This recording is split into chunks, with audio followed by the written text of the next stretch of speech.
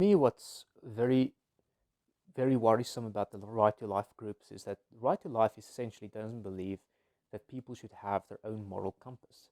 They don't believe in people's ability to really make justifiable decisions when they say that they don't want to be here anymore.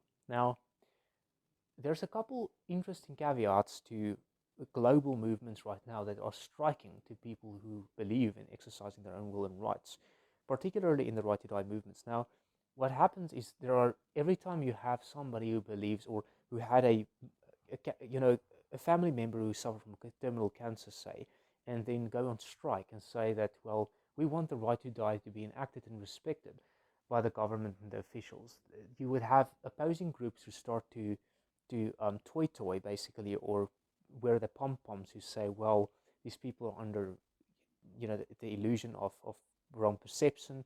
These people should be silenced. And you have the opposing forces that continue to fight and levy their ability to speak against human rights, which is to me very appalling and shocking. Now, I kind of want to raise the flag here because I don't think that there's much chance that we can fight in the end with the right to life groups. Now, for anybody who doesn't really know, the right to life groups are an axiomatic group who doesn't believe that they are to me, a totalitarian group who don't believe that there's the ability to exercise the right to die can be done with a logical motive. They believe that all rights or all wills to die is necessarily psychiatrically induced or an incoherent psychiatric feature about human psyche. They don't believe in the idea that there's a embedded, truth in wanting to die, and that truth could be and should be respected. They believe in being skeptical of the truth itself, which I find completely illusionary and untrue. So, for people who don't really understand the right to life, well, they are, and you guys can Google it. I mean, if you're not really sure what I'm talking about with the right to life, but if you are an activist like I am for the idea of free speech, the idea that if something's helping you, let's say you are um, a man of 19 years of age, you just embarked on university studies, and you want to become a doctor, engineer, or civil scientist or whatever. Let's say you find that drug X helps you coping with the day-to-day demand. And let's say just on top of that, not least because you have lots of stresses in your studies, but also because your grandmother is getting sick and she has been looking after you for a long time. With her being sick, well, you having a lot of stress and uncalled for stress, but you find drug X helps you a lot. So you take drug X. Next thing you know, bang, bang, bang on the door, police, people with blue suits and beautiful Christmas lights, right? The Christmas lights are always very beautiful, but it actually means that you did something wrong. Anyway, they lock you up because you got drug X and because it's against the law. There's no other reason provided, it's against the law. Period. To me, that that framework recalls for some adjustment. I don't think that framework is to me a moral framework. The framework that you are essentially sanctimoniously strapping someone to the bed, so to speak, just because that person is a substance that you find appalling, that you find person Y um, would be hooked on. But person X, let's say person X uses substance X, but person Y would use substance X, but person Y would get hooked on. It to me isn't rational to say person X can't have substance X because person Y would have been hooked on substance. It's the same thing you can say for alcohol. Nobody should be allowed to drink because some people can get drunk and actually hit other people. But that is truly something that is embedded in logical fallacies. I mean, if you study the laws of logical reasoning of the law of contradiction, law of excluded middle, and law of identity, you understand that there's always a playing field that you have to abide by. And to me, it just seems completely, it just seems like a redundant argument to presume that just because there's illicitness in some sort of substances, that these substances should be banned beyond belief for everyone in every part of society, and you should be jailed for even having that. It to me sounds like a you know a type of memoir that's not something that is embedded in love. It's something that is conveyed to control and to scare. And this is something that I feel a lot of groups, including religious groups, aren't really aware that they are supporting these views. They are supporting the idea of anti-free speech. They're supporting the idea that people shouldn't have the right to their own ownership of their lives, of their bodies, of their souls, of their minds, of their spirit. They should be imbued. The government should actually take charge, take them by the hair and tell them what's good for them. And to me, it is very appalling to think that these people would um, characterize themselves as free speech activists when in fact they are religious people who hold very strong views. Now, to me, anyone who believes that people ought not to have control of their own bodies have very strong views. I'm sorry to say that, but I believe that people who believe in an anti-free speech way in any type of matter do not really believe in the idea that there's the idea of sole trade, for instance, the idea of no. I cannot believe that these people believe in the idea of no tax, no GST, sole trading. You give a give and take relationship, symbiotic trading, for instance. The idea of market share, where the market gets an equal share and there's no tax. But I can't believe that people who are serious about religious vindicativism can really believe in the idea of free speech to the point where free speech is the logical predecessor to everything that they induce. And they would oftentimes tell you, well, they've gotten to every belief that they've had with but then they use a inductive argument to be able to reason from first principle of religion and ontology only. So they would make the argument that because God, you can't have drugs. Because God, you can't have assisted suicide because it goes against God and God created, which is completely irrelevant to actual logic. That if someone suffers, they're clearly, they clearly are, because you have no reason to doubt, psychically and spiritually, if they have moral and physical and ethical self-control over their bodies, unless otherwise proven, that these people shouldn't have the right to say, pluck themselves with a knife if they wanted to, if they feel that helps them. Like, why and who are you? This is kind of the question I have, is I want to ask these people, who do they think they are to tell me what I should do? For you people who believe in the right to die, who believe in free speech, who believe in the idea that there's an exercising self-right that you can attribute your own life to, I think that the attitude that you should be taking is, who are you to tell me I shouldn't? And oftentimes you know that these people are pre-planned to whatever you say. So they will say, well, we care about you and stuff.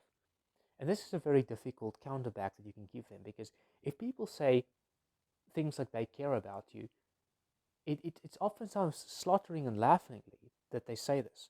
But also because I I think the best thing to kind of approach these people is, and in general, people who believe that they care about you, and they believe that you shouldn't do something, you ought not doing something, they care. I think the way to do it and to deal with them is by, well, prove me that, because I'm skeptical, and that's kind of what I would say to these people is, I find it laughable that you care so much about me.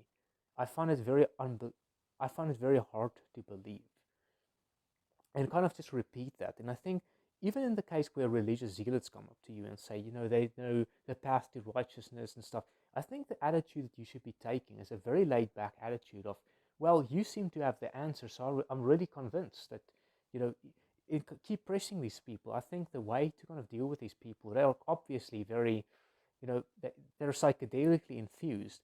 And I had a lot of banterings with religious people, like Mormons, Catholics, and stuff. And they would come up to your door, and they would always be like, they have some sort of answer that you got to hear.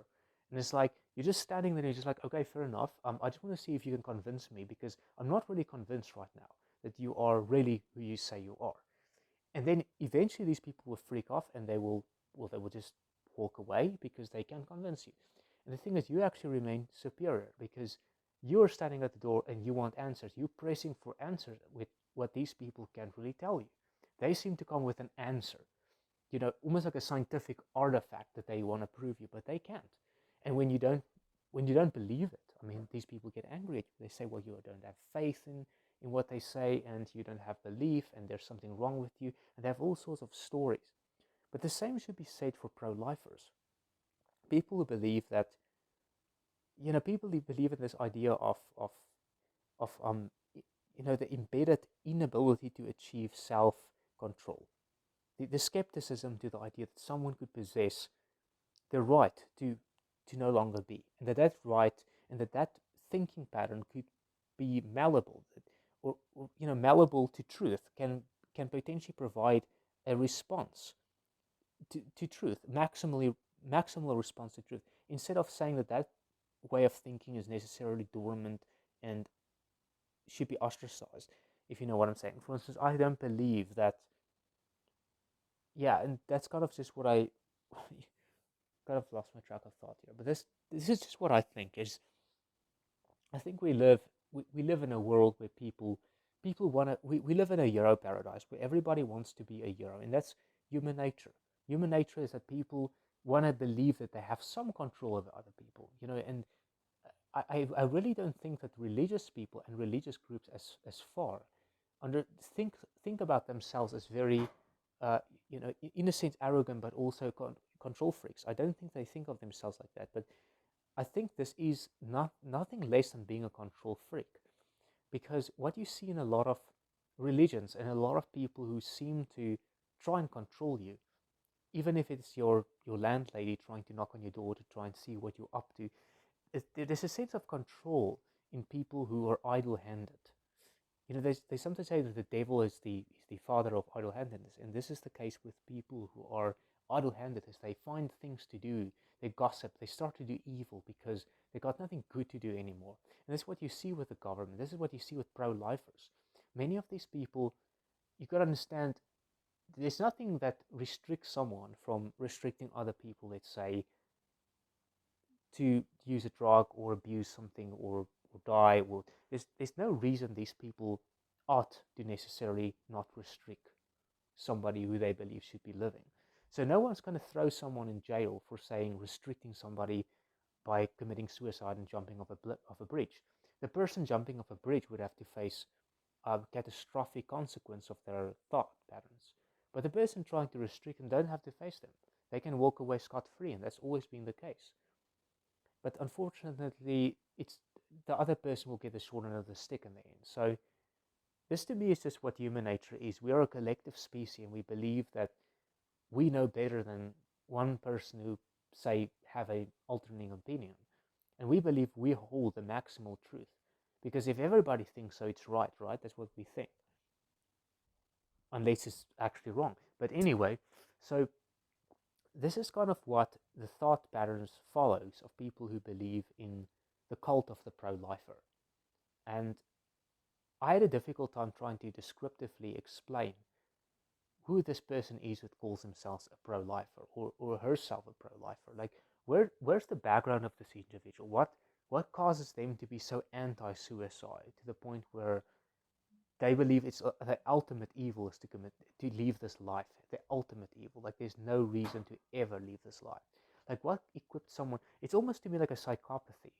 Not a psychopathy, but almost like a pathology. It's like a pathology that you would believe. To me, it sounds completely apathetic to freedom, to the point where it's a pathology. I can't really describe it anywhere. I think pro-lifers are the psychiatric patients. I think they are truly suffering from sort of mental instability.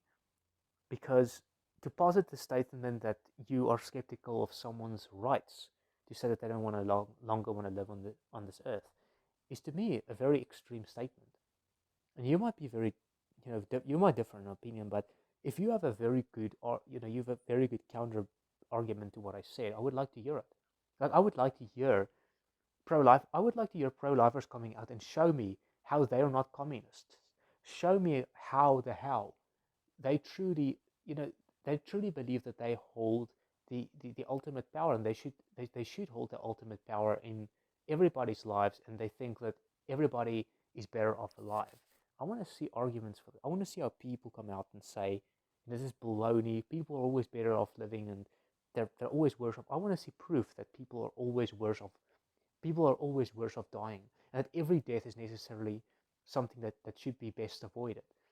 I've never seen proof of this. I've never seen proof that the pro-lifers can posit a constructive validity to their outlandish statements. I've never seen it, and I would really like to see I would really like to see a defense for pro-lifers to claim that they in fact believe in free will, that they in fact believe in human autonomy, in self-autonomy, self-regulation, non-state government control. I want to see that pro-lifers posit an argument for how they can defend their own prejudice against the idea of leaving this world.